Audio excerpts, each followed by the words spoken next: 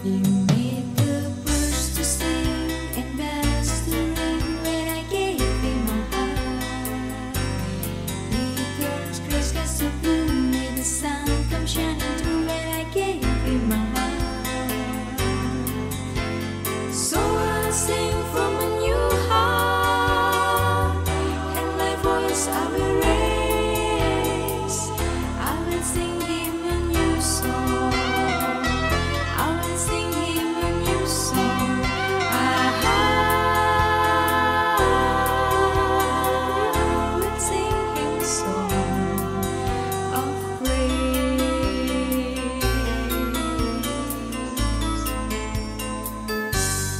He brought hope back to me, set my soul free when I gave him my heart. He gave words to a song to sing all day long when I gave him my heart. So I'll sing from a new heart, and my voice I will raise. I will sing him a new song. I will sing him a new song. I will sing him a song of praise, and I will praise him, for he is worthy of praise. I will sing to him in worship all through the day, and I will praise him, for he is worthy of praise. Jesus, who is Lord of all, is worthy to be praised. And I will thank him, for he is worthy of praise. I will sing to him in worship all through the day, and I will thank him, for he is worthy of praise. Jesus, who is Lord of all, is worthy to be praised.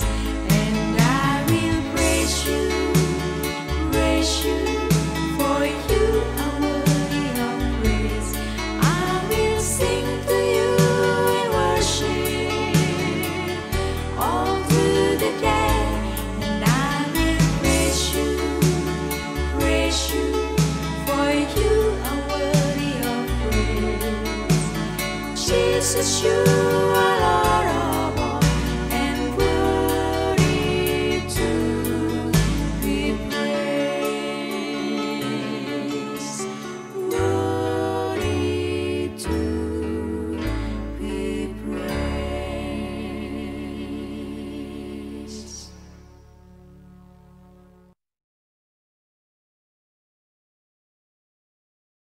Beshem Ha'af, Vehaben, Veruah HaKodes, Ha-Elohim Echad.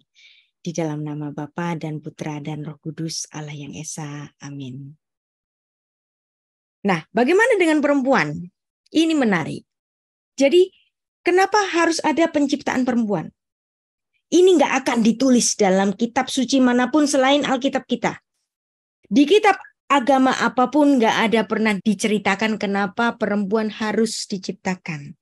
Hanya Alkitab saja bicara mengenai genealogi, bagaimana perempuan pertama itu diciptakan. Allah mengatakan dalam Kejadian 2 ayat 18, tidak baik kalau manusia itu seorang diri saja. Padahal di Kejadian 1 ayat 31, Tuhan mengatakan bahwa segala apa yang dia ciptakan itu sungguh amat baik. Tetapi sebenarnya di Kejadian 2 ayat 18 ini, ketika dia menciptakan Adam, dia mengatakan tidak baik. Tidak baiknya kenapa? Tidak baik kalau manusia itu seorang diri saja. Aku akan menjadikan penolong baginya yang sepadan dengan dia. Nah, kata penolong yang sepadan dengan dia ini adalah suatu terjemahan yang lost in translation. Makanya kenapa kita harus membaca Alkitab dalam bahasa asli Ibrani, Karena kalau Anda membaca dalam bahasa asli Ibrani, Anda akan dapat menggali maknanya jauh lebih dalam. Dan ini nggak ada di dalam filsafat manapun kecuali dalam filsafat Semitik yang ada di dalam Alkitab Perjanjian Lama, Kitab Kejadian. Kejadian 2 ayat 18. Vayomer Adonai Elohim lotov heyot ha'adam levado. Tidak baik lotov heyot kalau dia menjadi ha'adam itu levado. Seorang diri saja. Lo, dia mengatakan, biarlah aku membuat baginya. Nah, di sini. Biarlah aku membuat baginya esher kenegdo. Tapi apakah Tuhan langsung membuat teman bagi Adam ini? Nah, kata esher kenegdo ini menarik sekali. Esher kenegdo dalam bahasa Inggris itu diterjemahkan a helpmeet for him.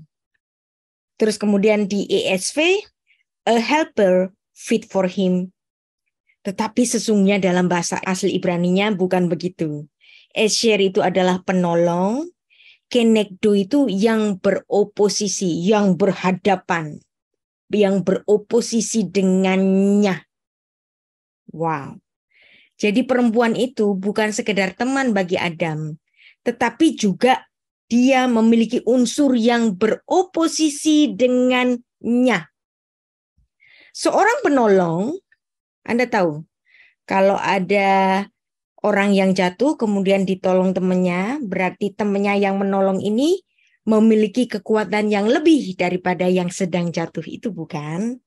Jadi artinya di sini, kalau perempuan itu ditempatkan sebagai penolong, artinya perempuan ini sangat kuat. Jadi Alkitab tidak memaksudkan perempuan adalah perempuan yang lemah. Dan satu lagi, kenegdo di sini bukan cuma penolong yang cuma jadi pembantu saja, nolongin doang, enggak. Tetapi dia memiliki hak. Hak untuk apa? Hak untuk beroposisi dengannya. Kenegdo, yang berhadap-hadapan dengan dia. Jadi di sini, seorang istri, seorang perempuan, menurut filsafat Alkitab, itu bukan konco wingking, teman yang ada di belakang seperti filsafat Jawa. Tetapi filsafat Alkitab mengatakan, seorang istri adalah penolong yang memiliki kekuatan, dan dia adalah memiliki hak untuk berhadapan dengan suaminya, kenegdo, yang artinya pada saat-saat tertentu perempuan ini boleh mengoreksi suaminya apabila dia salah. Inilah maksud perempuan itu diciptakan sebagai sparring partner bagi Adam. Jadi bukan konco wingking, bukan makhluk lemah. Ini di Alkitab. Saya tanya, ada enggak pemikiran seperti ini dalam kitab-kitab filsafat yang hebat-hebat lainnya? Enggak ada. Hanya ada di Alkitab. Seperti tadi saya mengatakan bahwa filsafat Yahudi, filsafat Semit, termasuk filsafat Timur. Dan filsafat China, filsafat Tiongkok sama-sama Timur yang juga berpikir secara konkret. Nah, kata baik dalam bahasa Mandarin itu how. How ini terdiri dari ni itu apa? Perempuan. Dan kemudian ada ci. Ci ini adalah san, laki-laki. Jadi dalam filsafatnya Tiongkok, keadaan baik itu kalau laki-laki kumpul sama perempuan, kalau laki-laki menikah dengan perempuan, bukan laki-laki menikah dengan laki-laki, bukan perempuan menikah dengan perempuan. Jadi how adalah gabungan antara laki-laki dan perempuan, dan ini agaknya selaras dengan apa yang ditulis dalam Kejadian 2 ayat 18, bukan? Bahwa Tuhan mengatakan tidak baik kalau manusia, di sini manusia laki-laki sendirian saja nggak baik. Baru dikatakan baik kalau ada ni di sini. Perempuan. Baru ini how. Seperti Kejadian 2 ayat 18. Kata laki-laki dalam bahasa Ibrani itu ish. Ish laki-laki, manusia jantan. Terus manusia perempuan disebut dengan isya. Kenapa disebut dengan isya? Karena perempuan ini diambil dari ish, maka dia disebut isya. Jadi para perempuan, ya, walaupun Anda diciptakan sebagai penolong yang memiliki kekuatan dan bahkan boleh beroposisi, jangan lupa bahwa manusia betina itu diambil dari laki-laki. Jadi tetap di sini laki-laki lebih unggul. Makanya dalam filsafat Alkitab kita mengatakan bahwa suami adalah commander. Istri adalah deputi. Deputi bukan deputi sembarangan. Dia deputi yang memiliki hak untuk berhadapan dengan suaminya. Beroposisi dengan suaminya. Mengoreksi suaminya. Menarik kan? Nah, jadi inilah esher kenegdo. Commander tetap suami, perempuan adalah deputi. Tapi dia bukan deputi biasa yang memiliki hak untuk beroposisi dengan suaminya. Dia boleh bersuara ketika suaminya salah. Jadi istri Adam diciptakan dalam ide yang berseberangan. Yang juga menjadi penolong yang beroposisi dengannya. Nah, terjemahan Kejadian 2 ayat 18 ini persis seperti yang saya ceritakan tadi. A helpmate opposite to him. Seorang penolong yang beroposisi dengannya. Jadi para istri boleh mengoreksi suaminya. Bukan sekedar konco winking. Karena dia adalah esher kenegdo. Karena kata esher memang bermakna penolong. Dan bukan sembarang penolong. Dia adalah penolong yang memiliki kekuatan. Nah, perempuan adalah penolong yang sepadan. Ini bahasa Indonesianya. A helpmeet for him. A help suitable for him. Tetapi ini bukan terjemahan yang cocok. Inilah yang saya katakan sebagai terjemahan yang lost in translation. Kata esher kenegdo tidak dapat secara sepenuhnya diterjemahkan dalam bahasa terjemahan. Tapi lumayan di sini, karena di sini yang menerjemahkan adalah orang Yahudi, maka dia menerjemahkan sesuatu yang berbeda. Esher kenegdo diterjemahkan menjadi a helpmate opposite to him. Opposite him. Pemahaman semacam ini secara bahasa Inggris mungkin susah untuk dibayangkan. Tetapi ini akan mudah dibayangkan kalau Anda membaca dalam bahasa asli Ibrani. Esher kenegdo. Jadi perempuan-perempuan dalam Alkitab itu seringkali diberikan gelar-gelar kemiliteran. Esher, deputi, ini kan gelar militer. Diberikan kepada perempuan. Esher kenegdo. Kemudian ada juga julukan Eshet Chayil. Eshet Chayil. Istri yang jagoan. Istri yang menjadi pahlawan. Yang ditulis oleh Raja Salomo dalam kitab Amsal 31 ayat 10-31. Eshet Chayil diterjemahkan dengan a woman of valor.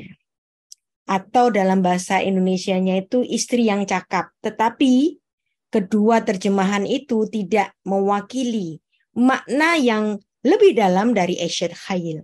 Eshet Chayil. Chayil di sini adalah kekuatan yang dimana dia dapat menolong, yang dia menjadi pahlawan.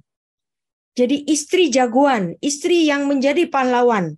Itulah maksud dari Amsal pasal 31 yang diterjemahkan dengan istri yang cakap. Cakapnya apa? Cakap bicara, cakap menulis, cakap bekerja. Ini bukan cuma cakap, tetapi dia menjadi pahlawan. Eshet Chayil, istri jagoan, istri yang menjadi pahlawan.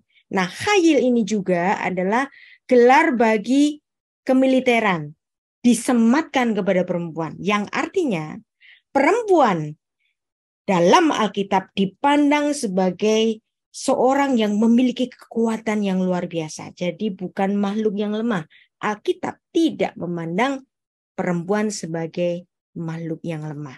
Nah, Anda lihat dalam Kejadian 2 ayat 18 tadi. Tidak baik. Tuhan melihat tidak baik kalau manusia itu sendirian saja. Aku akan menjadikan Esher Kenegdo baginya.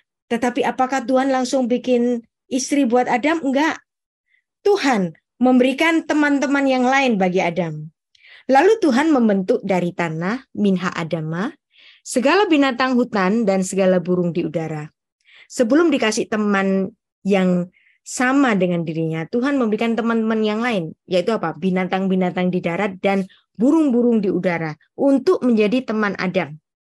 Nah, temannya Adam ini kemudian Allah menyuruh manusia itu untuk memberi nama. Manusia itu memberi nama pada segala ternak kepada burung-burung itu. Nah, ini baru. Adam dikasih teman, burung-burung di udara dan binatang-binatang di darat. Kalau tadi Tuhan yang melihat bahwa manusia sendirian saja itu nggak baik, aku akan membuat Esher Kenegdo baginya. Ini kan dari sisi Tuhan. Bagaimana dengan sisi manusia? Adam dikasih teman, begitu banyak teman. Burung-burung di udara, binatang-binatang di darat. Tapi bagi Adam, merasakan sendiri, dia itu tidak menemukan lo matsa Esher Kenegdo. Aku nggak punya teman sparring partner yang cocok untuk diriku. Nah, setelah manusia itu merasakan bahwa dia lo matsa Esher Kenegdo, tidak menemukan penolong yang beroposisi dengannya, barulah kemudian Allah itu menciptakan istri baginya. Nah, inilah yang disebut dalam filsafat Yahudi dengan Ein Hakados Baruhu Ba Bitrunya Im Beriotav. Allah melihat gak baik manusia itu sendiri saja, tapi dia gak langsung loh tiba-tiba jejelin, nih istri buat kamu, enggak. Tapi Tuhan membiarkan manusia itu merasakan sendiri bahwa nggak enak kalau sendiri. Aku harus punya teman yang sama-sama seperti aku, sepadan dengan aku. Itulah, Allah tidak pernah melakukan ciptaannya secara sewenang-wenang. Dia melihat, dia membiarkan Adam merasakan sendiri kalau sendirian itu nggak baik. Dari sini timbul pemikiran Yahudi, Ein Hakados Baruhu Ba Bitrunya Im Beriotav. Allah yang Maha Kudus tidak akan memperlakukan makhluknya secara sewenang-wenang. Tuhan tidak langsung menjejalkan perempuan bagi Adam. Tapi Adam ditunggu oleh Tuhan. Merasakan sendiri bahwa nggak enak kalau nggak punya teman. Jadi disinilah kita memandang bahwa ada banyak sekali penafsiran-penafsiran Alkitab yang di sini saya memberikan suatu alternatif. Ini bukan alternatif baru. Apa yang saya sampaikan kepada Anda untuk membaca Alkitab dalam bahasa aslinya itu bukan sesuatu yang baru, tetapi justru sesuatu yang kuno. Kalaupun sebelumnya Anda sudah membaca buku-buku dari teolog barat, banyak sekali. Mungkin Anda belajar di STT, mungkin Anda lulusan luar negeri dari teologi barat, nggak apa-apa. Apa yang saya sampaikan di sini bukan untuk menghantami teolog barat, enggak. Tetapi apa yang saya sampaikan di sini adalah suatu alternatif baru, yang baru buat kita, walaupun ini sebenarnya kuno banget. Alternatif yang lain bahwa kalau Alkitab itu dibaca dalam bahasa asli Ibrani itu lebih indah dan maknanya lebih dalam. Orang Yahudi punya pemahaman Shiv'im Panim La Torah, 70 wajah Torah, bahwa Alkitab satu ayat itu bisa ditafsirkan bermacam-macam dengan banyak sekali penafsiran. Pada penafsiran tentang Adam yang nggak memiliki teman, ini menarik sekali. Kalau Anda terbiasa membaca Talmud Yahudi, itu ada bagian yang namanya Gemara. Gemara itu adalah diskusi para rabi. Jadi para rabi itu biasanya itu hobinya itu berdebat, berdiskusi, saling mengoreksi, bahkan sampai yang paling keras sekalipun. Mereka sering sekali berdebat dan berdiskusi. Dan di dalam diskusi mereka itu ada banyak sekali pandangan. Pandangan-pandangan yang berbeda-beda. Kalau dua orang Yahudi sedang berdiskusi, maka bisa timbul 4 pandangan. Kalau 5 orang Yahudi berdiskusi, maka bisa timbul 12 pandangan. Karena satu orang bisa berpandangan macam-macam. Inilah yang namanya Shiv'im Panim Latorah. Nah, terhadap pandangan tafsir-tafsir yang berbeda ini, saya mengajukan kepada Anda ini lucu. Ada tafsir yang paling nyeleneh, tetapi tetap juga ditulis di dalam Talmud Yahudi. Walaupun orang Yahudi sendiri tidak memakai itu.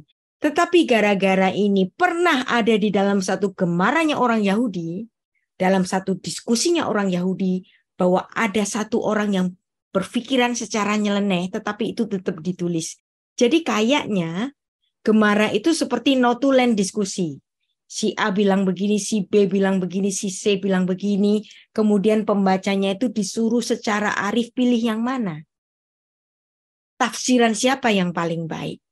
Nah, ada sumber rabbinik Yahudi itu menuliskan dalam Yevamot 63 ayat 5 itu, mengatakan bahwa sebelum Adam itu menemukan istrinya, dibuatkan Hawa baginya oleh Tuhan, Adam itu interkos dengan semua binatang-binatang di darat itu. Nah, ini kan suatu penafsiran yang sangat nyeleneh, yang dimana orang Yahudi itu tidak memandang itu, tidak memilih itu. Tetapi tulisan ini karena pernah ada di dalam suatu gemara, maka tulisan ini atau pendapat ini tetap juga ditulis dalam Yevamot 63 ayat 5 dan juga dalam kitab Zohar. Aneh kan ini? Nah, bayangkan kalau ini orang Kristen misalnya berpendapat demikian, langsung dibully atau dipagan-paganin atau bahkan sudah dibakar pada abad ke-16 dulu. Itu orang Kristen biasanya selalu berpandangan pokoknya kalau tafsir ya satu. Kalau nggak ngikutin ini, tafsir yang itu berarti dia bidat, berarti dia sesat. Nah, ini adalah pandangan yang sangat berbeda. Orang Kristen yang skeptis dan orang Yahudi yang begitu terbuka memandang Shiv'im Panim Latorah. Bahkan terhadap terjemahan yang paling nyeleneh sekalipun. Jadi ada Torah Shefiktaf. Ini nggak akan diubah-ubah oleh orang Yahudi. Apa yang ditulis oleh Musa yaitu. Bahkan mereka nggak boleh mengubah dan menghafalkan. Bukan cuma menghafalkan kitab Torah, bahkan huruf-hurufnya dihitung. Makanya ahli Taurat itu disebut dengan sofrim, yang artinya penghitung.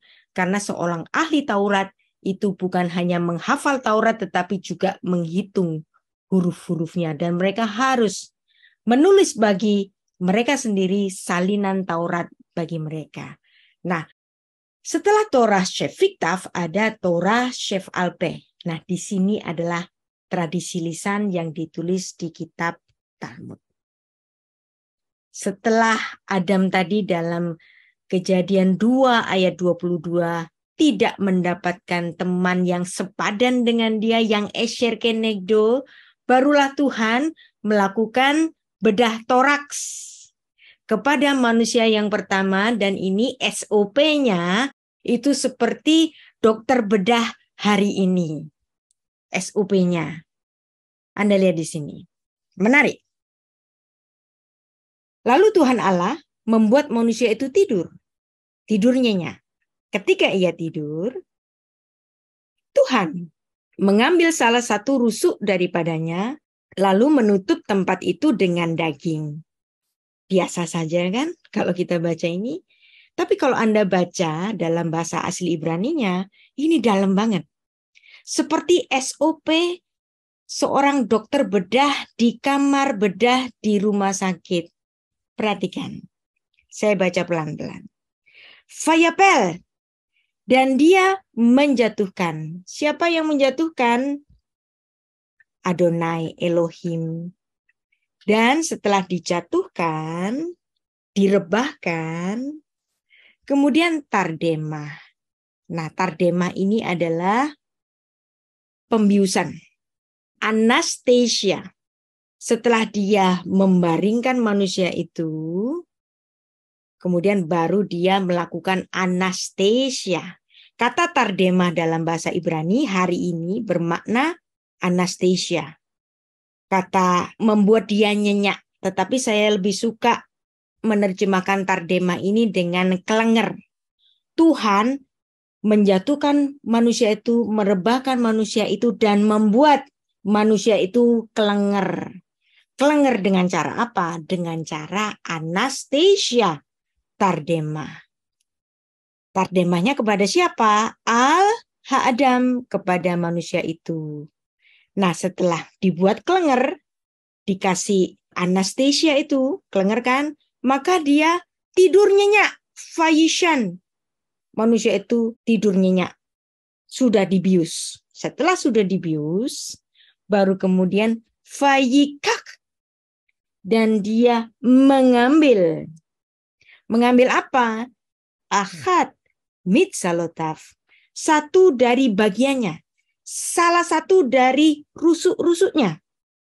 Setelah dia buka itu dan kemudian mengambil salah satu dari bagian dari Adam, rusuknya itu, baru kemudian Allah itu menutup, seperti dokter bedah sedang menutup apa yang tadi dibukanya, kemudian menjahitnya, fayiskor. Fayiskornya bagaimana? Basar tahtena, dengan daging di dalamnya. Jadi di sini kalau dibaca dalam bahasa asli Ibrani, SOP-nya persis seperti di kamar operasi rumah sakit, yang dimana dokter bedah itu akan melakukan pembedahannya yang diawali dengan tardema, dengan anastasia, dengan pembiusan. Jadi di sini bukan tidur biasa, tapi tidur yang Tuhan buat dengan suatu tardema, dengan suatu pembiusan, membuat kelenger manusia itu. Setelah kelenger, diambil salah satu bagiannya dan dia membuat perempuan. Dari rusuk yang diambil Tuhan Allah dari manusia itu, dibangunnyalah seorang perempuan, lalu dibawanyalah kepada manusia itu. Vayifen Adonai Elohim, dan dia membangun. Nah, artinya yang diambil oleh Tuhan ini sesuatu yang keras. Sehingga Allah itu membangun vayifen, bangunan. Itulah kenapa dalam bahasa Indonesia family itu disebut dengan rumah tangga. Karena rumah tangga itu adalah sesuatu yang dibangun. Rumah tangga pertama di Taman Eden itu dibangun oleh Allah. Jadi rumah tangga dibangun. Vayifen Adonai Elohim. Adonai Elohim et hatsela asher lakah. Pada bagian atau pada rusuk asher lakah yang dia telah mengambil min ha-Adam, dari Adam itu, dari manusia itu. Untuk menjadi apa? Leisha, untuk menjadi perempuan. Jadi jelaslah Isya di sini diambil dari Ish, dari Adam itu. Kemudian Vayevieha el ha-Adam. Dan kemudian dia membawanya kepada Adam. Nah, di sini ada kata mengambil. Tuhan mengambil bagian dari Adam dan kemudian menjadikan Leisha, perempuan itu.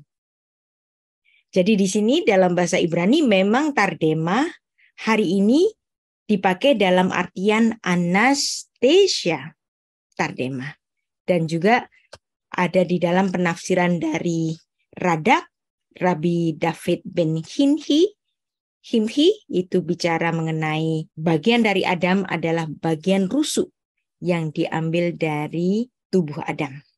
Tardema, Anastasia, yang mendahului Tuhan melakukan bedah toraks yang pertama. Tuhan membuat bangunan dari rusuk yang diambilnya itu seorang perempuan. Nah, apakah tulang rusuk Adam berkurang satu? Mungkin, bisa saja. Apakah Tuhan menumbuhkan kembali rusuknya? Mungkin saja. Alkitab tidak menyatakan demikian. Tapi apakah keturunan Adam yang laki-laki itu rusuknya jadi kurang satu? Enggak. Karena ini adalah sistem amputasi. Kalau sistem amputasi itu tidak akan menurunkan anaknya seperti bapaknya. Misalnya kalau bapaknya seorang yang kakinya putus gara-gara pernah kecelakaan, kalau dia punya anak, anaknya nggak akan kakinya putus seperti bapaknya. Jadi ini adalah tindakan amputasi Allah yang tidak akan membuat keturunan Adam itu menjadi berkurang satu rusuknya. Jadi di sini Allah, Adonai, Yod He Vav He. Bentuk konstruknya itu Yah, Yod dan He. Laki-laki itu Ish. Ada unsur Allah di bagian Yodnya di sini. Yod, ya. Perempuan itu Isya. Ada unsur Allah di bagian He-nya di sini. Jadi kalau laki-laki bersama-sama dengan perempuan itu akan dapat menghadirkan kehadiran Allah. Jadi kalau laki-laki dan perempuan hidup bersama, tetapi mereka menghilangkan unsur Allah di dalam hubungan mereka, apa yang terjadi? Unsur Allahnya itu kan Yod. Yodnya dibuang. Kalau Yodnya dibuang, itu akan jadi Esh. Esh itu artinya api. Demikian juga perempuan. Perempuan, Isya. Unsur Allahnya itu di bagian apanya? Di bagian He. Kalau He-nya dibuang, unsur Allahnya dibuang, dia akan menjadi Esh, api. Jadi kalau di dalam rumah tangga tidak menghadirkan Allah, maka rumah tangga itu akan menjadi seperti Esh, seperti api. Maka hadirkanlah Allah di dalam rumah tangga Anda supaya ada hubungan yang manis. Seperti dalam tulisan Tiongkok tadi, how. Laki-laki dan perempuan hidup bersama itu how. Itu baik. Dan Tuhan memberkati laki-laki dan perempuan ini seperti Kejadian 1 ayat 28 untuk berprokreasi, untuk beranak pinak. Bagaimana dengan unsur perempuan? Unsur perempuan itu gimel. Tadi kita sudah belajar unsur laki-laki itu apa? Zain. Zat zain. Unsur perempuan itu gimel. Married couple dalam bahasa Ibrani itu zuk. Menarik sekali. Ini mengandung filsafat yang dalam. Zuk itu tulisannya zain yang adalah simbol laki-laki. Kemudian ada vav di sini dibaca sebagai matres leksionis U. Kemudian ada akhiran gimel. Gimel ini adalah unsur perempuan. Jadi married couple adalah zain ve gimel. Dibaca menjadi zuk. Jadi married couple itu adalah zuk. Bukan zus. Juga bukan guk. Married couple atau pasutri dalam bahasa Ibrani terkandung makna laki-laki dan perempuan. Maka pernikahan sejenis laki-laki dengan laki-laki, zain, vezain, zus, itu bukan konsep Alkitab. Atau gimel, vegimel, gu, itu bukan konsep Alkitab. Konsep Alkitab tentang married couple adalah zuk. Laki-laki zain, ve, gimel. Zuk, married couple. Filsafat Tiongkok. How, ni, dan ci. Dibaca how. Baik, bagus. Alkitab dibuka dengan pernikahan dan juga ditutup dengan pernikahan. Kenapa kok dibuka dengan pernikahan? Kejadian 2 ayat 3. Kata nikah dalam bahasa Indonesia itu berasal dari bahasa Arab. Kata nikah berasal dari kata lakah, mengambil. Adam ketika melihat ada istri di depannya, dia langsung dapat mengenali istrinya itu. Kenapa? Karena dia adalah diambil dari bagian dirinya. Maka si Adam ini ketika bertemu dengan perempuan itu, dia langsung mengatakan apa? Dia langsung mengenali. Inilah dia, tulang dari tulangku, daging dari dagingku. Ia akan dinamai perempuan Isya, perempuan betina, sebab ia diambil dari Ish. Kenapa dia dipanggil Isya? Sebab dia diambil dari Ish. Fayikra Isya ki meis. Lukakah zot. Lukakah zot ini, kata lakah di sini adalah mengambil. Kata lakah dalam bentuk nif'al itu nikah. Jadi pernikahan. Jadi ketika Adam mengklaim bahwa perempuan yang di depannya itu adalah miliknya, mau dia ambil, lakah, perempuan ini dinikahi, dinikah, diambil, nikah, bentuk nif'al dari lakah tadi. Jadi betullah Kejadian 2 ayat 23 ini adalah lembaga pernikahan yang pertama ditulis di dalam Alkitab kita. Saya tanya sekarang, ada enggak pemikiran filsafat semacam ini dalam buku-buku filsafat dunia yang lain atau di dalam kitab suci yang lain? Kenapa perempuan itu diciptakan? Ada enggak? Enggak ada. Pemikiran semacam ini, filsafat semacam ini hanya ada di Alkitab kita dan yang menulis itu adalah Musa. Philo dari Alexandria menyebut bahwa Moshe Rabenu Rabban Shekolah Nevi'im. Musa adalah filsuf terbesar sepanjang zaman yang diterjemahkan dalam The Life of Moses itu dalam bahasa Inggrisnya itu menulis dengan The All Great Moses. Musa yang terbesar sepanjang zaman. Dan kemudian Musa menutup dengan sebab itu seorang laki-laki Ish akan meninggalkan ayahnya dan ibunya bersatu dengan istrinya Beishto sehingga keduanya menjadi satu daging. Kenapa satu daging? Karena memang perempuan diambil dari bagian laki-laki itu. Kenapa ada keterangan demikian? Karena pada saat Musa menulis ini, dia sekaligus menjadi seorang pengajar bagi orang-orang Israel di padang gurun itu yang sedang diajarnya.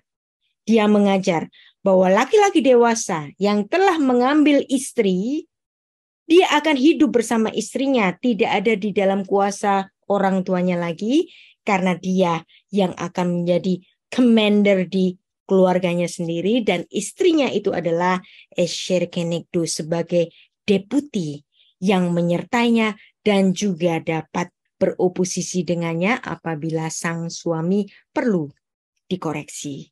Nah, itu adalah pernikahan yang pertama ditulis dalam kitab Kejadian, dan di akhir kitab kita dalam kitab Wahyu juga ditutup dengan pernikahan. Kita baca Wahyu 19 ayat 7. Marilah kita bersukacita dan bersorak-sorai dan memuliakan Dia karena hari perkawinan anak domba, hari pernikahan anak domba telah tiba dan pengantinnya telah siap sedia. Alkitab dibuka dengan pernikahan dan ditutup dengan pernikahan. Kenapa ada pernikahan? Karena ada laki-laki yang mengklaim perempuan di hadapannya itu adalah miliknya. Dan inilah dasar filosofi pernikahan yang ada di Alkitab kita. Saya sudah sampai di sini. Mungkin kita akan bicara lebih lanjut tentang sejarah manusia pada pertemuan-pertemuan berikutnya. Shalom. Saya kembalikan ke pendeta Yana. Terima kasih, Bu. Ya, jadi sangat menarik sekali apa yang telah dipaparkan oleh Ibu Risa pada malam hari ini, dan sangat menarik karena beliau adalah pengajar sastra Ibrani di SMA Life Class dan juga adalah anggota Dewan Penasihat Circle Indonesia sejak tahun 2020 sampai 2024. Dan beliau adalah pengasuh website Sarapan Pagi Biblika. Sehingga kita tahu ya dari mana ketertarikan kita akhirnya diantar sampai pada malam hari ini. Baik sahabat Circle, kita boleh masuk ke dalam sesi tanya jawab. Ada beberapa orang yang sudah present dan mungkin menulis di chatting room. Saya tadi Ibu Rita nih bahas tentang wanita. Saya itu senyum-senyum dari tadi. Bergemara sedikit dari interpretasi yang mungkin agak liar dari apa yang Ibu paparkan tentang tentang perempuan, yaitu Esther Kenegdo. Jadi saya berpikir begini, mungkin gara-gara di perempuan ini Esther Kenegdo sehingga kita ini laki-laki juga ikut-ikut jatuh ke dalam dosa, karena kan di sini dibilang oposit, ya, apa lawan bicara. Jadi buat saya berpikir tadi ini lucu-lucuan sedikit bergemara. Jadi saya berpikir ini kan kejadian pasal 2 Esther Kenegdo, dan di kejadian pasal 3 manusia itu wanita itu membujuk laki-laki ini untuk makan buah pengetahuan yang baik dan yang jahat, sehingga ya udah. Nah ini teman oposit saya yang ngajak. Ya. Liar ya, interpretasi liar saya. Nggak apa-apa Pak. Namanya juga ini interpretasi, dan itu sebenarnya juga nggak salah karena memang perempuan itu pada faktanya itu dapat mempengaruhi suaminya itu kan. Nah tapi dalam peristiwa kejadian pasal 3 itu yang disalahkan istri atau Adam, Pak? Yang disalahkan? Ya, yang disalahkan Adam. Yang disalahkan Adam karena memang perintahnya itu kan diberikan kepada Adam. Kejadian 2 ayat 17 tentang tidak boleh makan buah dari pohon itu kan. Itulah yang dibahas oleh Rasul Paulus dalam Roma 5 ayat 12, bahwa dosa itu masuk ke dalam dunia, ke dalam satu orang laki-laki. Jadi apa yang dilakukan oleh Adam ini adalah mengkonfirmasi kesalahan istrinya. Seharusnya Adam itu harus mengoreksi kesalahan istrinya kan, tetapi dia mengkonfirmasi kesalahan istrinya, sehingga dalam hal ini Adam yang dipersalahkan sebagai orang pertama yang berbuat dosa. Dosa masuk ke dalam dunia oleh satu Adam. Maka pemberesannya oleh satu Adam pula, Adam yang akhir. Pak Nathan, no problem. Untuk perpandangan yang berbeda, tetapi tidak bertolak belakang, tetapi saling melengkapi, Pak Nathan. Ya, terima kasih Pak Nathan atas pertanyaannya. Saya pikir sudah terjawab ya. Kita masuk ke saudara Aleso ya. Bapak atau Ibu Aleso, silakan. Silakan Aleso. Shalom Aleichem. Sorry for my messy hair. Shalom Aleichem, Ibu Rita. Saya mau bertanya. Yang pertama tentang ini sih. It's a very basic question actually amongst us millennials. Anyway, bukan Bapak pengajar Aleso. I'm still 22. Amongst us millennials, sometimes tuh kita questioning the reason of life. Kan ada banyak tuh jawaban-jawaban filosof. Kenapa saya harus hidup? Kenapa saya harus ada? Tadi kan di awal Ibu Rita sudah menjelaskan tentang Adam, Adamah, Kayah, dan kawan-kawannya. Tapi kalau secara Alkitab, kenapa sih manusia di tengah kosmos ini harus ada?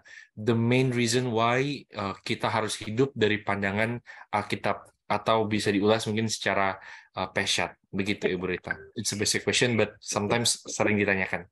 Thank you. Kenapa manusia harus diciptakan? Nah ini kembali lagi kepada Kejadian 1 ayat 26, yang dimana Tuhan mengadakan suatu rapat besar, bahwa dia akan menciptakan mahkota dari seluruh ciptaannya ini. Seorang ciptaan atau satu ciptaan yang diciptakan dengan gambar dan rupa seperti malaikat-malaikat juga diciptakan yang memiliki akal budi, yang memiliki kehendak bebas seperti malaikat juga. Dan disinilah Tuhan menciptakan mahkota dari seluruh ciptaan itu dan kemudian menempatkannya secara khusus di sebuah taman, bukan di sembarang tempat. Jadi untuk apa? Sebagai mahkota dari segala yang telah diciptakan di alam semesta ini, Aleso. Ada sih tafsiran yang mengatakan kenapa manusia itu diciptakan oleh Tuhan untuk melakukan penyembahan kepada Allah. Itu kan suatu tafsiran, tapi kayaknya saya nggak setuju dengan itu. Emangnya Tuhan itu gila hormat apa? Kalau Tuhan gila hormat, dia nggak mau datang ke dunia inkarnasi yang nanti bakal dihina-hina orang kan? Aleso?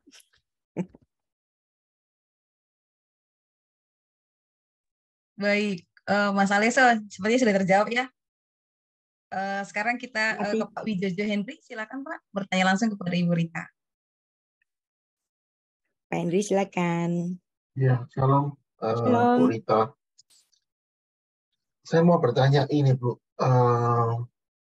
Ada beberapa hamba Tuhan yang berpendapat bahwa kita nggak perlu mendengar khotbah kalau pendetanya itu atau pastornya itu wanita. Karena dia merujuk kepada surat-surat dari Rasul Paulus. Nah, menurut Ibu, bagaimana dalam kaitan topik kita pada malam hari ini? Yang kedua, pertanyaan yang kedua, tentang adanya sosok yang disebut Lilith. Lilith. Nah, menurut Ibu ini bagaimana? Itu apakah satu mitos yang kita nggak perlu anggap hanya satu cerita, tapi kok bisa muncul gitu ya sosok ini? Begitu aja, Bu. Terima kasih. Oke. Yang pertama, 1 Timotius ya, 1 Timotius 2 ayat 18. Mengenai pelarangan perempuan yang mengajar. Aku tidak mengizinkan perempuan mengajar dan juga tidak mengizinkannya memerintah laki-laki. Hendaklah dia berdiam diri. Nah, kira-kira kenapa kok sampai Rasul Paulus itu bicara demikian? Emang dia nggak baca apa? Perjanjian Lama. Bahwa ada seorang perempuan yang luar biasa di Perjanjian Lama. Contoh, Miriam, seorang nabiya. Deborah, seorang hakim. Bahkan dia dikatakan sebagai ibu bangsa. Seorang hakim. Dan juga tentu saja dia mengajar. Dan ada banyak sekali nabiah-nabiah perempuan di Perjanjian Lama. Yang tentu saja mereka mengajar. Batsheba itu dicatat juga sangat berhikmat. Dia dapat membesarkan Salomo. Banyak sekali perempuan-perempuan yang luar biasa di Perjanjian Lama dan mengajar. Tetapi kenapa khusus di dalam 1 Timotius 2 ayat 12 ini Rasul Paulus, aku tidak mengizinkan perempuan mengajar. Yang artinya di sini ini adalah kasus pastoral yang kasuistis. Karena di Perjanjian Baru sendiri ada loh Aquila dan Priscilla itu mengajar. Mereka berdua mengajar. Suami istri ini mengajar. Yang artinya perempuan mengajar itu boleh. Kalau Anda membaca Lukas pasal 3. Di situ ketika bayi Yesus itu dibawa ke bait Allah, bertemu dengan 1 Simeon, 2 Hana. Dan Hana tinggal di bait Allah. Ketika dia melihat bayi Yesus dibawa, dia menceritakan kepada orang-orang yang ada di bait Allah itu. Dan itu adalah tindakan mengajar. Karena Hana ini bukan perempuan biasa. Dia pun seorang nabiya. Yang dimana dia juga mengajar. Ada banyak juga perempuan-perempuan yang mengajar. Perempuan mengajar itu boleh. Yang nggak pernah diberikan kepada perempuan itu apa? Tugas keimamatan. Tugas untuk menjadi imam. Misalnya apa? Memberkati orang menikah. atau memimpin sebuah perjamuan kudus. Nah, itu adalah tugas keimamatan. Di Alkitab, Perjanjian Lama dan Perjanjian Baru tidak pernah diberikan kepada perempuan, tapi perempuan mengajar itu boleh. Tapi khusus di 1 Timotius 2 ayat 12 ini, Rasul Paulus bicara, aku tidak mengizinkan perempuan mengajar dan tidak mengizinkannya memerintah laki-laki. Hendaknya dia berdiam diri. Artinya apa? Artinya di situ ada suatu peristiwa yang emergensi yang kemudian Paulus itu harus berkata demikian. Perempuan, ingat enggak bahwa Adam yang pertama dijadikan, baru kemudian Hawa, ayat 13-nya. Lagi pula, bukan Adam yang tergoda, melainkan perempuan itulah yang tergoda dan jatuh ke dalam dosa. Anda lihat di sini? Artinya, pada zaman itu, pada saat ayat ini ditulis, terjadi suatu perubahan posisi yang dimana ada mungkin golongan-golongan perempuan yang berteriak kencang tentang feminisme seperti hari ini. Saya seorang perempuan, tapi saya bukan menganut feminisme karena biasanya orang-orang perempuan yang menganut feminisme yang secara akut ini ingin mendapatkan apa saja yang didapatkan laki-laki, termasuk kedudukannya sebagai kepala keluarga. Menurut Alkitab, tatanan Alkitab, nggak peduli dia itu di luar itu pangkatnya lebih tinggi, tapi kalau di rumah, dia adalah seorang istri yang dimana suaminya adalah sang komandan itu. Deborah, seorang hakim, seorang ibu bangsa. Tetapi nama Deborah itu selalu ditulis Deborah, istri Lapidot. Bahwa bagaimanapun Deborah itu pangkatnya tinggi, tetapi di rumah dia tetap istri Lapidot. Nah, kenapa ada tulisan demikian? Saya memandang pastilah pada saat itu ada satu kasus tertentu yang membuat Rasul Paulus itu berkata, "Hei, kamu harus ingat, Adam loh yang pertama dijadikan, baru kemudian Hawa." Jadi di sini, di kumpulan jemaat ini, mungkin ada segolongan perempuan yang mengambil alih posisi apapun yang dipunyai laki-laki, termasuk kedudukan suaminya, itu diambil untuk posisi bagi dirinya. Sehingga Rasul Paulus harus mengingatkan. Dan ayat ini tentu saja tidak dapat diterapkan secara apapun, karena ini adalah suatu hal yang kasuistis, Pak Henry. Seperti saya juga, saya seorang pengajar, saya seorang guru. Kalau saya dikasih depannya itu PDT gitu, kalau PDT doang gitu, saya masih oke lah, walaupun saya tidak suka gelar-gelar ditulis di depan nama saya. Tetapi kalau ada orang nulis di depan nama saya itu Pastor, PS, saya pasti nolak. No way, no way. Karena saya bukan seorang imam, saya seorang guru. Kalaupun ada gereja-gereja yang menabiskan perempuan sebagai gembala, ya biarlah itu adalah pilihan mereka. Saya secara pribadi memilih, saya tidak menyetujui adanya gembala perempuan yang memimpin sebuah jemaat di suatu gereja. Karena bagaimanapun posisi keimamatan baik Perjanjian Lama dan Perjanjian Baru tidak pernah diberikan kepada perempuan. Tapi misalnya kalau kita lihat di Indonesia ini ada banyak sekali perempuan menjadi gembala jemaat, ya silahkan, saya nggak melarang. Ini pendapat saya pribadi, Pak Henry. Terima kasih Bu Rita. Ya, sudah terjawab ya Pak Henry, tapi saya ini seorang imam, Bu. Oke, nggak apa-apa. Makanya ini namanya perbedaan. Ship-im, panim, platora. Ya, tapi kebetulan saya suami istri juga sama-sama pendeta, Ibu. Jadi dia tetap imamnya saya. Oke. Nah, gitu. Ya, baik. Ini sangat mencerahkan kita sekali.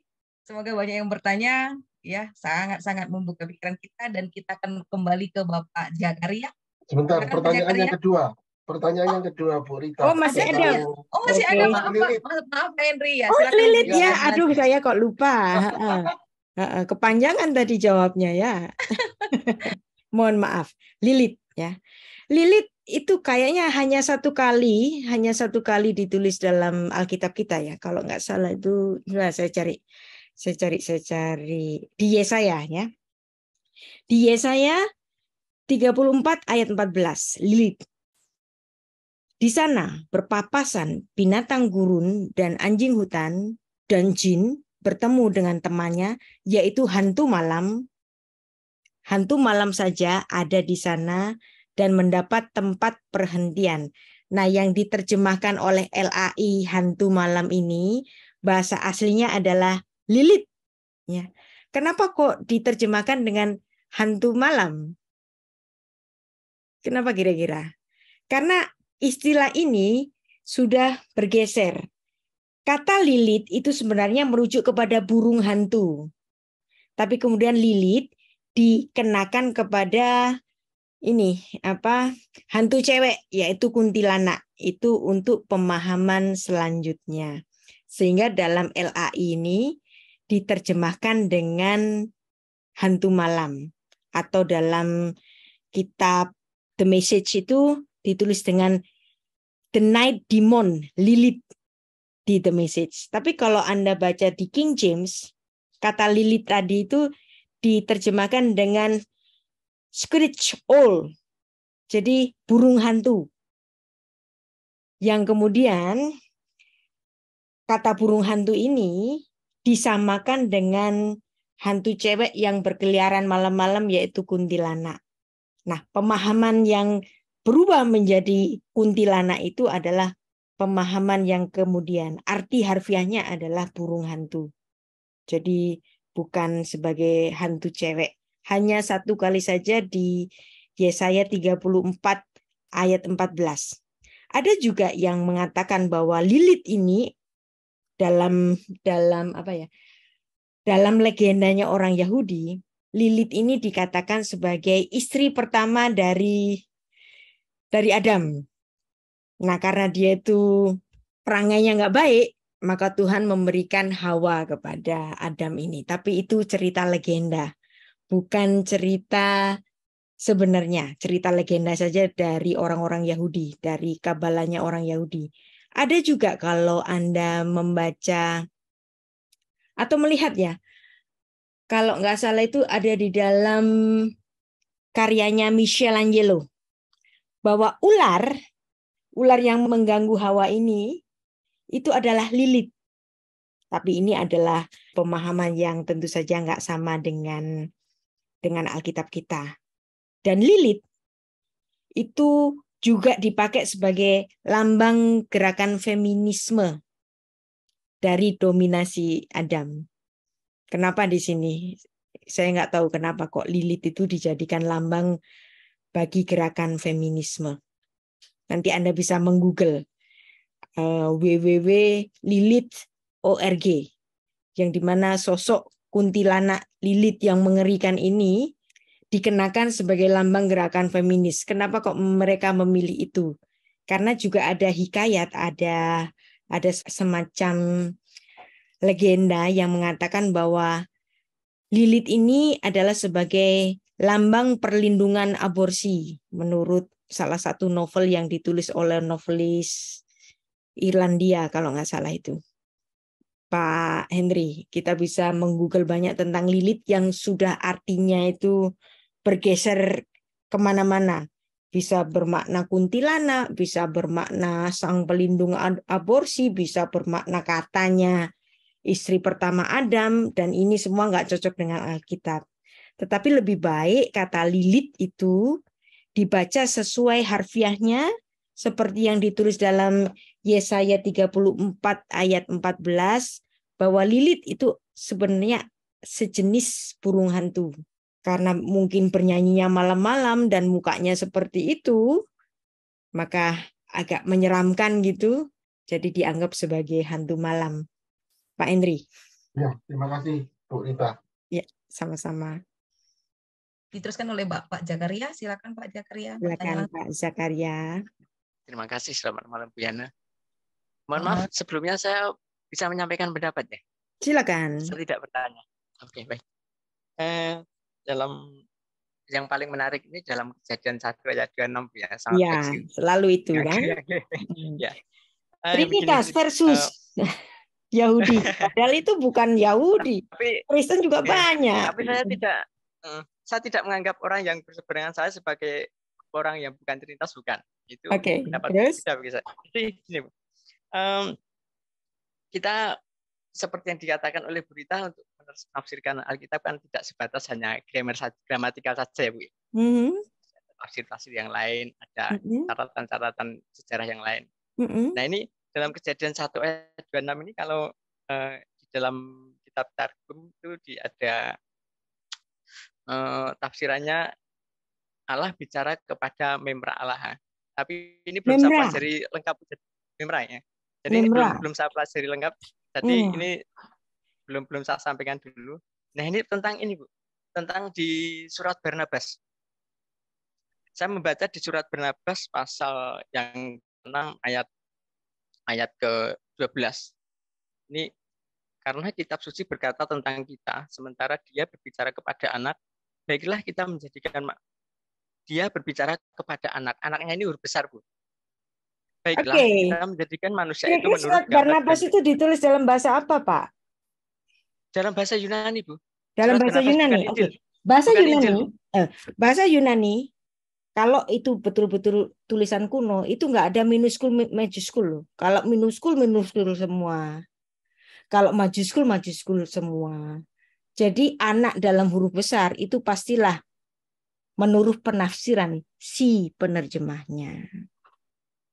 Jadi terjemahan adalah tafsiran. Ya nggak apa-apa pakai ini apa Barnabas, walaupun itu bukan kitab kanonik. Karena saya merujuk Barnabas ini karena Barnabas itu kan salah seorang yang menumpangkan tangannya atas kepala di atas. Apakah itu Barnabas beneran? Kan ini apokrif. Ya, oke, baik. Ya. Dan lagi Bu, tentang pendapat ini di Alkitab kan banyak dituliskan tentang sidang ilahi Allah dengan malaikat Bu ya, dan banyak ya. Ya banyak sekali. Kenapa satupun nggak ada ini Bu ya, nggak ada satupun sidang ilahi antara Allah dengan Trinitas dengan dirinya sendiri ya Bu ya.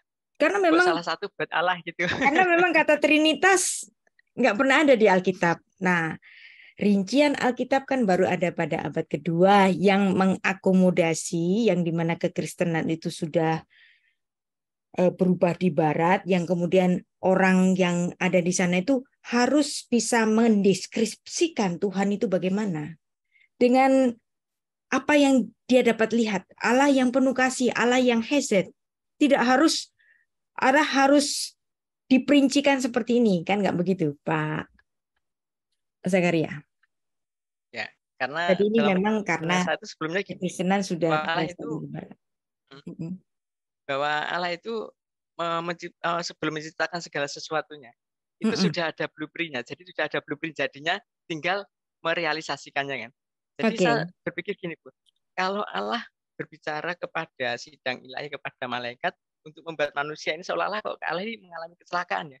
Wah, gagal menciptakan malaikat yang apa tuh? Kok yang minta baik, pertimbangan gitu. Kan dia lebih tinggi kok minta pertimbangan. Bukan gitu, Bu. Maksud saya bukan begitu. Maksud saya begini. Kok seolah-olah kok wah saya gagal menciptakan malaikat pemuji, akhirnya jatuh dosa, penggantinya wah tak menciptakan manusia saja, seolah-olah kayak produk gagal yang produk susulan gitu seolah. Jadi saya mikirnya gini. Jadi ketika segala sesuatu belum ada, Allah sudah membuat blueprint-nya. Jadi Allah sudah berbicara sebelum malaikat diciptakan, sebelum segala sesuatu diciptakan, sebelum ada penciptaan. Allah sudah membuat blueprint-nya, termasuk di dalamnya Allah berkata dengan dirinya sendiri, dengan firman-Nya, dengan roh-Nya mengatakan, baiklah kita menjadikan manusia menurut gambar dan rupa kita. Nah kira-kira pendapat saya seperti itu. Oke, nggak apa-apa. Sebelumnya. Pendapat itu boleh-boleh saja. Terima kasih Pak Zakaria atas pertanyaannya. Ya.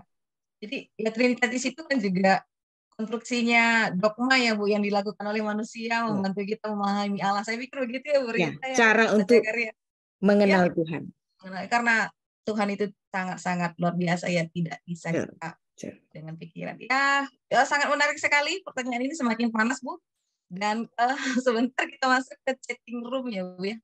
Pertanyaan dari Pak Lincoln. Saya baca aja ya Bu ya. Yesus menjadi manusia yang merupakan Adam yang akhir, menggantikan Adam yang telah jatuh dalam dosa. Ini terkait dalam ajaran Paulus. Pertanyaannya, mengenai Maria dalam salah satu tafsiran dikatakan sebagai Hawa baru, dikaitkan dengan tabut perjanjian. Maria ibunya Yesus merupakan wanita tanpa dosa sama seperti Yesus Kristus. Bagaimana tanggapan Ibu? Oke. Anda tahu di zaman Perjanjian Lama ada seorang yang namanya Obed-Edom. Obed-Edom di Perjanjian Lama yang ditulis dalam kitab 2 Samuel itu, dia 3 bulan dititipi oleh Daud tabut Tuhan dan ditaruh di rumahnya. Apa yang terjadi pada 2 Samuel 6 ayat 11 itu? Obed-Edom rumahnya diberkati oleh Tuhan secara luar biasa. Hanya karena dititipi tabut Tuhan yang dimana Daud nggak bisa bawa karena dia sedang berperang. Aku titipin kamu aja. Apa yang terjadi? Rumahnya Obed-Edom diberkati luar biasa.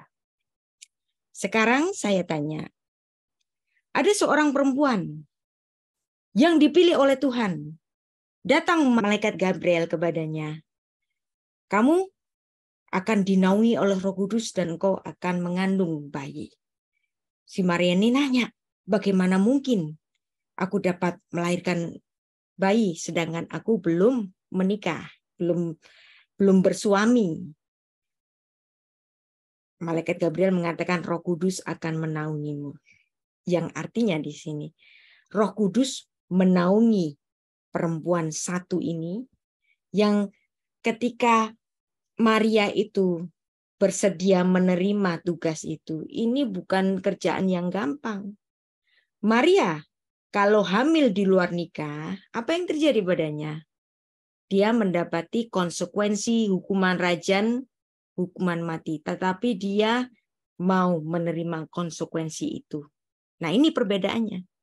Kalau di Perjanjian Lama, di Kejadian pasal 3 itu, Hawa tergoda dengan tipu daya ular itu dan kemudian dia tergoda juga karena kalau makan ini akan menjadi seperti Allah dan disitulah pemberontakan karena ingin seperti Allah. Apa yang terjadi di Perjanjian Baru? Hawa yang tidak taat di Perjanjian Lama, ada satu perempuan di Perjanjian Baru yang sungguh taat dan berani menerima resiko hukuman rajam. Dan betullah ketika Roh Kudus itu menaunginya, Allah yang inkarnasi ada di dalam rahim si Maria ini. Tinggal di tubuhnya berapa lama? 9 bulan. Bapak gereja Tertullianus, Irenaeus, Hippolytus semua mengatakan bahwa konsepsi itu terjadi pada 25 Maret. 25 Maret ini equal dengan tanggalan Yahudi itu bulan Nisan. Di bulan Nisan itu ada hari raya besar, yaitu hari raya Paskah. Jadi inkarnasi Tuhan ini terjadi pada hari raya Paskah, masuk ke dalam rahimnya perempuan Maria. 9 bulan. 9 bulan setelahnya, 25 Desember. Allah inkarnasi lahir di Migdal Eder. Obed-Edom dititipi cuman tabut Tuhan 3 bulan, rumahnya diberkati luar biasa. Sekarang bayangkan. Tabut Tuhan itu isinya apa sih? 2 loh batu, mana, kemudian tongkat Harun, semuanya benda mati. Tapi membuat rumah Obed-Edom itu begitu diberkati. Barang mati loh. Sekarang bayangkan, Maria, ada sesuatu yang hidup di tubuhnya itu 9 bulan. Kalau dikatakan bahwa Maria ini adalah perempuan yang suci, perawan yang suci, saya sangat percaya. Karena kekudusan Allah yang inkarnasi itu dengan sendirinya menguduskan tubuh dari Maria itu. Itulah sebabnya Yusuf, walaupun dia adalah suaminya sendiri, dia tidak mampu meraih Maria untuk dapat tidur dengan dia. Karena ada Allah yang inkarnasi ada di dalam tubuhnya. Nah, jadi istilah atau gelar bagi Maria sebagai perawan yang suci, tak bercela, ketidakbercelaannya ini terjadi karena ada Allah yang inkarnasi ada di tubuhnya, membuat seluruh tubuh Maria itu menjadi suci tak bercela. Memang Maria itu lahir dari bapak dan ibunya, dari aktivitas seksual, kemudian lahir Maria. Tapi jangan lupa bahwa Maria ketika dipilih oleh Tuhan pada Immaculate Conception itu selama 9 bulan, Allah inkarnasi tinggal di tubuhnya. Sekarang masihkah kita menolak bahwa Maria adalah perempuan yang suci? Allah inkarnasi hinggap di tubuhnya 9 bulan. Terima kasih Bu Rita. Sepertinya sudah terjawab dengan pertanyaan ini. Meskipun ini sangat menarik, tetapi penanyaan terakhir tinggal 2 orang yang bisa kita berikan, yaitu Pak Antoni dan Pak Ronald. Silakan kepada Pak Antoni untuk bertanya langsung kepada Ibu Rita. Nah, singkat ya Pak, karena waktu kita sudah semakin. Antoni, silakan. Ya, terima kasih Bu Rita. Yang ingin saya tanyakan tadi kan arti dari Adam itu kan manusia berdarah dan asalnya kan dari tanah. Mengapa Elohim tidak menjadikan Adam itu dari air saja, supaya di dalam 1 Yohanes 5 ayatnya yang ke-6 itu tergenapi. Inilah dia yang datang dengan air dan darah, yaitu Yesus Kristus. Artinya Adam pertama itu dari tanah dan Adam kedua itu dari air, darah, dan roh. Bagaimana pandangan Ibu? Oke. Air, darah, dan roh itu kan 1 Yohanes 5 ayat 6 ini sebagai suatu saksi, bukan bicara tentang esensi, kejadian manusia. Dan Yesus bukan dalam artian air, darah, dan roh, tetapi Yesus adalah Allah yang inkarnasi. Kalau Tuhan membentuk manusia itu dari tanah, kita nggak bisa bertanya, kenapa Tuhan? Kenapa nggak dari air? Kenapa nggak dari batu? Itu adalah hak prerogatif Tuhan.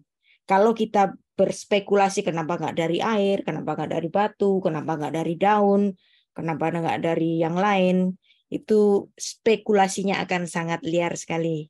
Jadi lebih baik kita membaca apa yang ada. Kalau manusia itu diciptakan dari afar minha adama, ya afar minha adama. Selain itu hanya tafsiran. Pak Antoni. Terima kasih Bu Rita. Seperti sudah terjawab Pun. Nanti kalau dari daun susah juga kita, mudah terbakar. Ya. Silakan Pak Ronald bertanya langsung kepada Ibu Rita. Pak Ronald, silakan. Baik, selamat malam Bu Rita. Malam. Saya tadi mendengar waktu tanya jawab dari Pak Henry. Lalu Ibu Rita ada sedikit mengucapkan kata kabalah. Kabalah. Ya, kabalah. Bisa dijelaskan kaitannya dengan apa ya? Dengan bangsa Yahudi atau orang Israel dan sebagainya. Ya. Dan dari mana bisa ada dan sebagainya. Oke. Saya pernah membuka kelas kabalah. Yang saya beri judul itu Merkavah Mysticism. Pak Ronald, mungkin nanti Anda bisa membuka di channel saya, di channel YouTube saya, judulnya Merkavah Mysticism. Pada saat saya mengajar tentang Merkavah Mysticism yang adalah Kabalah, ada sahabat saya itu langsung WA saya. Tolong take down kamu punya konten di YouTube itu. Kamu kok ngajarin Kabalah? Kenapa kamu ngajarin Merkavah Mysticism? Kamu kan sudah banyak dibully orang, kamu ngajarin gini nanti kamu dimarah-marahin orang lagi gitu. Saya bilang begini, saya harus mengajarkan Merkavah Mysticism yang adalah Kabalah itu kepada orang-orang Kristen supaya orang Kristen tahu mana Kabalah yang sehat, mana Kabalah yang nggak sehat. Begitu. Ya. Jadi nggak semua Kabalah itu baik, juga nggak semua Kabalah itu benar. Ada yang nyeleneh, banyak. Ya. Kata Kabalah itu apa sih? Sebenarnya kata Kabalah itu baik-baik saja, karena arti kata Kabalah itu artinya menerima, yang artinya adalah tradisi. Tradisi turun-temurun yang dipercayai. Tetapi dalam perjalanannya, kemudian tradisi-tradisi ini kemudian berubah atau berkembang. Misalnya seperti ini. Kabalah.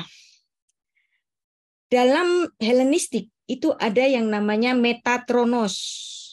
Kemudian kata Metatronos ini diserap oleh kepercayaan Yahudi menjadi Metatron.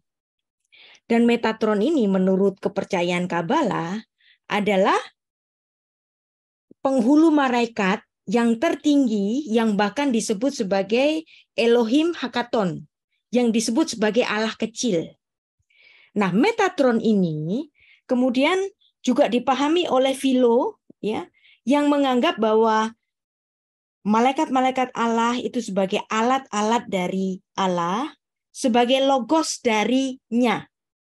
Nah, jadi Philo ini adalah seorang pemikir Yahudi Alexandria yang banyak sekali terpengaruh oleh filsafat Platonis. Yang kemudian dia menganggap bahwa Logos adalah alatnya Tuhan, dan Logos ini adalah malaikat tertinggi dari Allah yang kemudian dalam Kabalah itu menghubungkannya itu dengan Metatron. Maka kalau dikatakan ada banyak penafsiran bahwa ada beberapa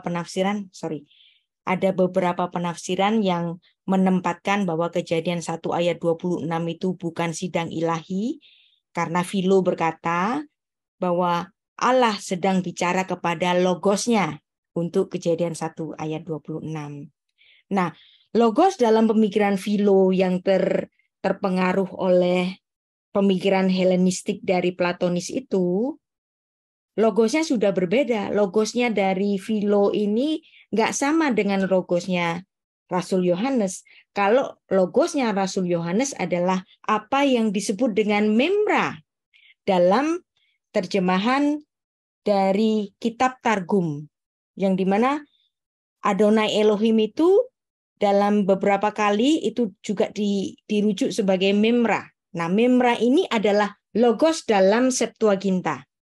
Nah, logos dalam Septuaginta itu adalah logos yang disebut oleh Rasul Yohanes ketika mengatakan logos dalam Yohanes 1 ayat 1 sampai 14 atau secara keseluruhan Yohanes pasal 1.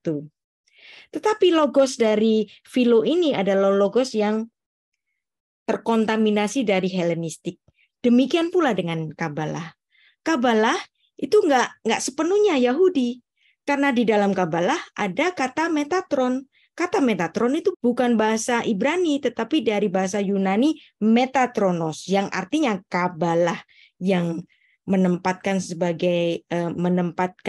Metatron ini sebagai Elohim Hakaton, sebagai Allah kecil, atau Adonai Hakaton sebagai Yod-Heh-Vav-Heh yang kecil. Ini bahaya sekali.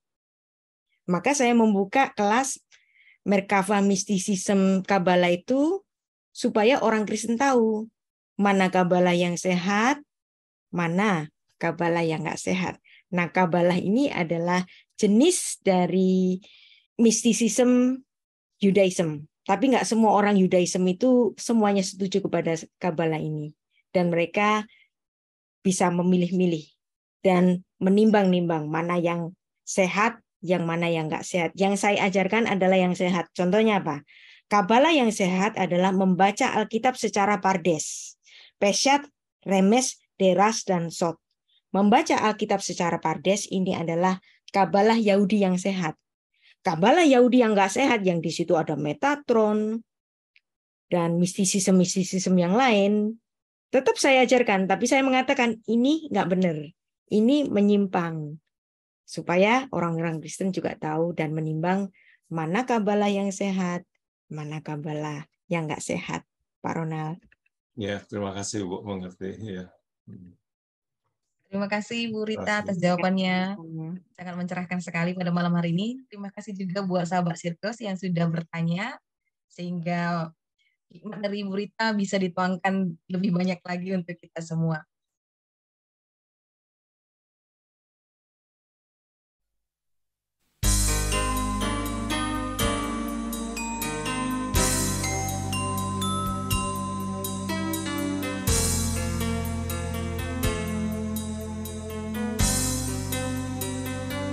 You made the birds to sing and bells to ring when I gave you my heart.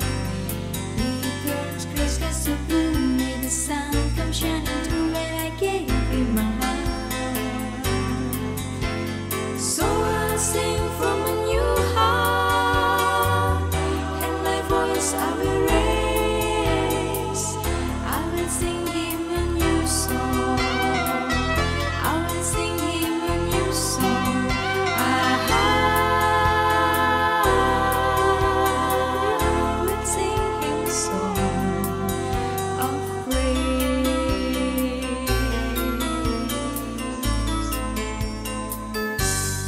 He brought hope back to me, set my soul free when I gave him my heart. He gave words to a song to sing all day long when I gave him my heart. So I'll sing from a new heart, and my voice I will raise. I will sing him a new song.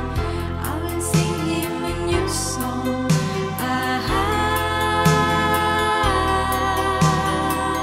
will sing him a song of praise, and I will praise him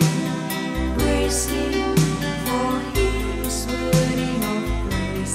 I will sing to him in worship all through the day, and I will praise him for he is worthy of praise. Jesus, who is Lord of all, is worthy to be praised. And I will thank him, for he is worthy of praise. I will sing to him in worship all through the day, and I will thank him, for he is worthy of praise. Jesus, who is Lord of all, is worthy to be praised. And I will praise you, for you are worthy of praise. I will sing to you in worship all through the day, and I will praise you, for you are worthy of praise. Jesus, you